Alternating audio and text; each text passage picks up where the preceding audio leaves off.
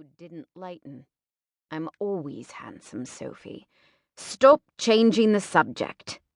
Why didn't you tell your mother the truth about me?"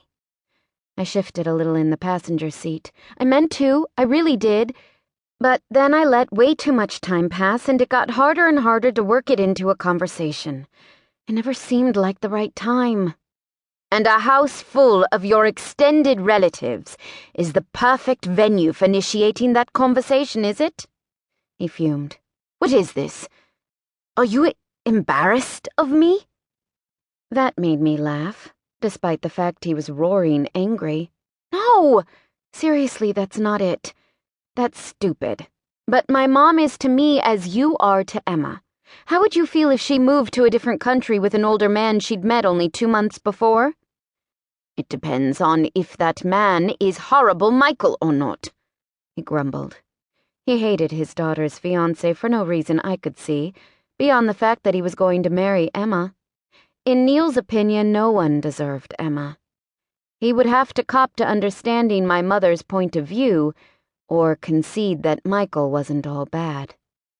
The latter was never going to happen, so he said, "It's completely understandable that you didn't know how to explain our relationship to your family. I must admit to having a bit of an advantage here. As a wealthy middle-aged man, I'm expected to have affairs with beautiful women half my age. It says nothing negative about my character. Those beautiful young women bear the brunt of the scorn for being vapid, shallow gold diggers. Now that I know you understand where I'm coming from, I feel even worse for not telling you." I laid my hand on his knee. "I'm really sorry. Does it help at all that I never lied?" "Your mother is expecting a 24-year-old to walk through that door," he reminded me grimly. "My mother wasn't going to like you no matter what. At least this way she has a reason that isn't openly pathetic." "I don't think it's openly pathetic to dislike Michael's loud chewing or his overly American accent," Neil muttered. "Somebody's projecting," I sing-songed. "I never once said that you were openly pathetic. You adopted that title on your own." The corner of Neil's mouth twitched, but he squashed his smile before it could fully form.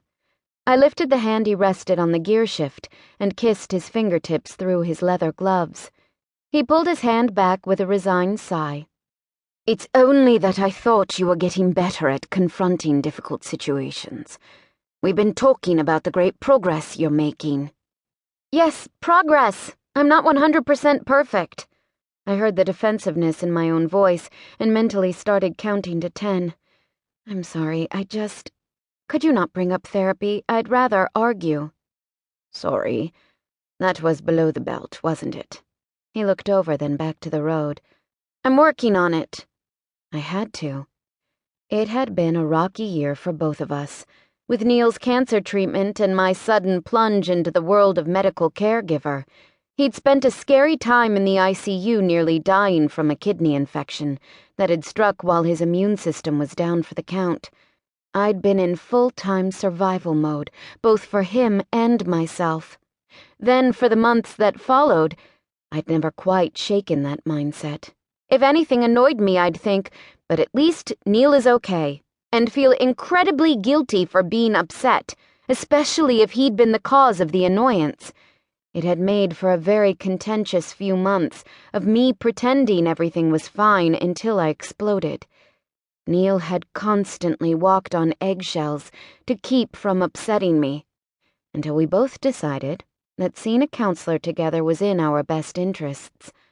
Couples therapy should be bottled and sold at every available retail outlet. "Look, it has nothing to do with you," I assured him. "This was completely shitty of me, and I'm sorry. But I promise I'm not doing this anymore. This is just the last one of my avoidance issues coming to a nasty head, and it's not fair to you." He looked over to me, his expression softening. "Apology accepted. But really, Sophie, this puts me in a terribly awkward position." "I know." Boy, did I know. And he couldn't begin to imagine the half of it. Neil had grown up in an extremely wealthy family.